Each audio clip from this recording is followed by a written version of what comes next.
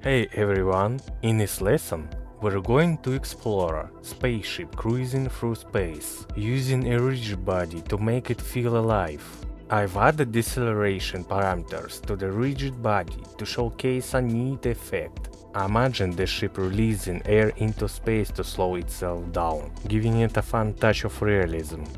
I also wrote a little script where the rigid body performs with perfect physics to give you a glimpse of how the ship might realistically move. In the script, we'll dive into some rigid body methods to see how they work in action. Let's check it out in play mode. It runs smoothly and looks fantastic. You can download the project in the description below and take the ship for a spin yourself.